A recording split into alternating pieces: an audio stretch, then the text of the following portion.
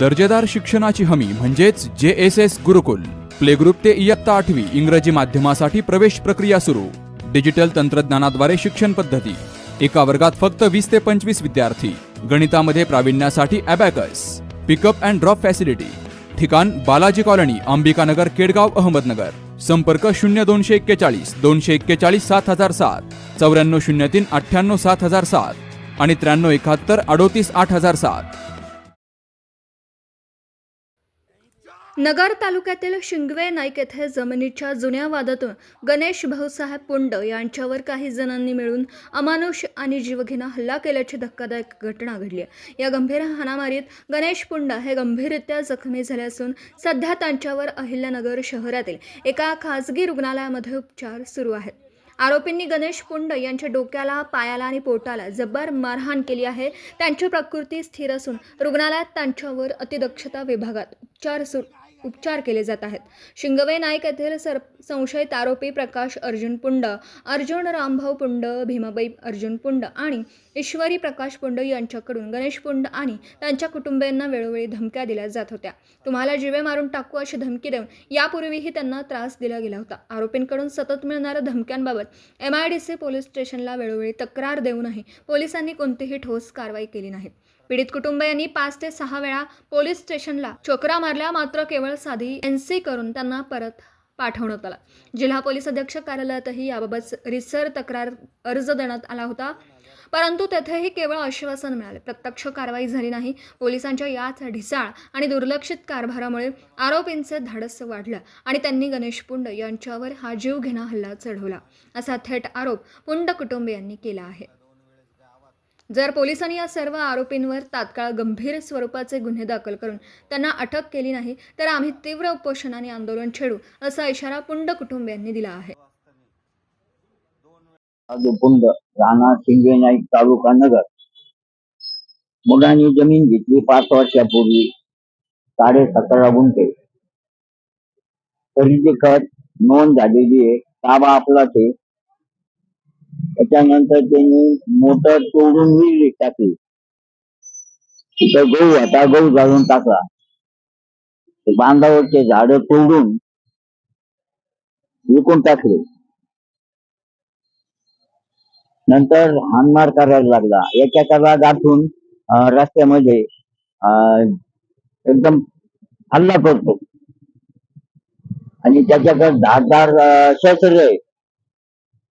काल संध्याकाळी त्याच्या आधी अगोदर मला वेळ घाटात त्याने अडून नवरा बायकोनी म्हणजे प्रकाश अर्जुन पुंड, ऐश्वरी प्रकाश पुंड यांनी हाणमार केली. नंतर मोठ्या मुलाला गावात आडून, रस्त्यात आडून हाणमार केली आणि संध्याकाळी 5च्या पुढं 10 पर्यंत ते दारू पिऊन हाणमार करतात. हे चोऱ्या माऱ्या करणारे गुंड लोक आहेत. त्याच्यानंतर कालची घटना संध्याकाळी 10 वाजता गणेश भाऊसाहेब पुंड याला अडून त्यांनी धारदार शस्त्राने वार केला आणि खिशामध्ये 50,000 रुपये होते ते काढून घेतले. गाडीची चेन तोडून घेतली. मागणी काय? आमची मागणी आम्हाला त्यांना गुन्हा दाखल होऊन अटक व्हावा, ते शांत व्हावा. मारहाण झाल्यानंतर पोलीस स्टेशनला मारहाण झाल्यानंतर आम्ही जवळजवळ पोलीस स्टेशनला 3 ते 4 तक्रारी अर्ज दिलेले.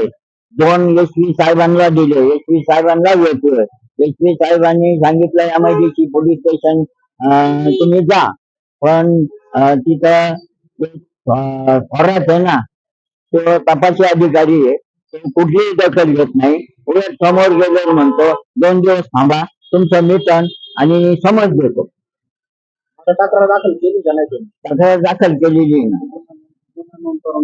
तर तक्रारीप्रमाणे त्यांनी या हल्ल्याच्या आधारे गुन्हा दाखल करून घ्यावा आणि अटक करून घ्यावा, नाही तर जीवे मारण्याची धमकी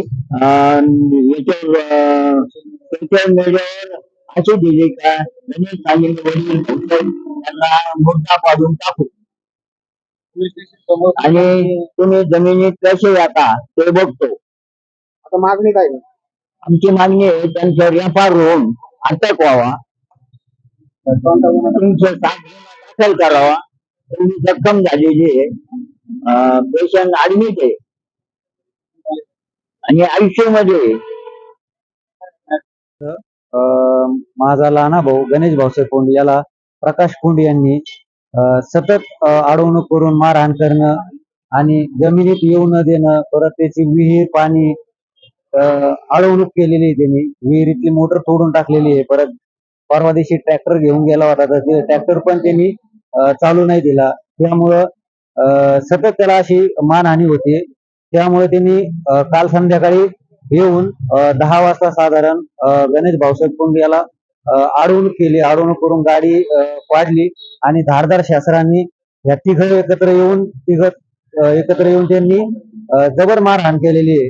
तर तो सध्या आता बोलण्याच्या परिस्थितीत पण नाहीये आणि आयसीयू मध्ये ऍडमिट आहे. तर आमची एकच अपेक्षा आहे की पोलीस यंत्रणांनी यांनी तत्काळ लगेच त्याला अटक करून त्याच्यावर 307चा अजामीन पात्र गुन्हा नोंद करावा. कारण आम्ही सतत पोलीस स्टेशन झालं, SP साहेब झालं, यांच्याकडे सतत तक्रार केलेली आहे. पण त्या तक्रारीचा कुठलाही असा ठोस आम्हाला मार्ग मिळालेला नाहीये आणि सतत गेल्यानंतर ते फक्त म्हणतात होईल होईल या हिशोबानेच चालू आहे. तर आमचं एकच म्हणणं आहे सर्व कुटुंबाचं, कारण आम्ही एकांत वस्तीवर राहतोय, तर आम्हाला ह्या लोकांपासून खूप भीती आहे. रात्री अचानक, कारण ते दरोडेखोर सारखी वृत्ती असणारे लोक आहेत, त्यांनी सर्व जमीन विकलेली आहे, आम्हाला पण विकलेली आहे आणि अजून आमच्या व्यतिरिक्त पण दुसऱ्याला विकलेली आहे. तर त्यांच्यावर जास्तीत जास्त गुन्हे नोंद व्हावे आणि आम्हाला न्याय मिळावा हीच अपेक्षा आहे. कारण आमच्या भावाने कष्ट करून ते पैसे दिलेले आहेत, लॉकडाऊन मध्ये पैसे दिलेले आहेत. कारण तो बाहेर काम करून ते पैसे जमा करतो आणि ते त्यांना दिलेले आहेत. त्या पैशाचा उपभोग पण त्याला घेता आलेला नाहीये. तरी त्याच्यावर तत्काळ ऍक्शन घ्यावी ही एक आमची मागणी आहे.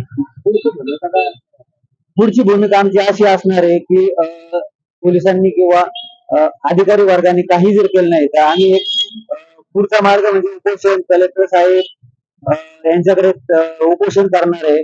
नाही केलं तर कोर्टामध्ये जाणार आहे. ह्या व्यक्तींना घेऊन आम्ही सर्व व्यक्तींना घेऊन ज्यांच्याकडे गेलेलो आहे त्या सर्वांना घेऊन आम्ही कोर्टामध्ये दाखल करणार आहे सर्व.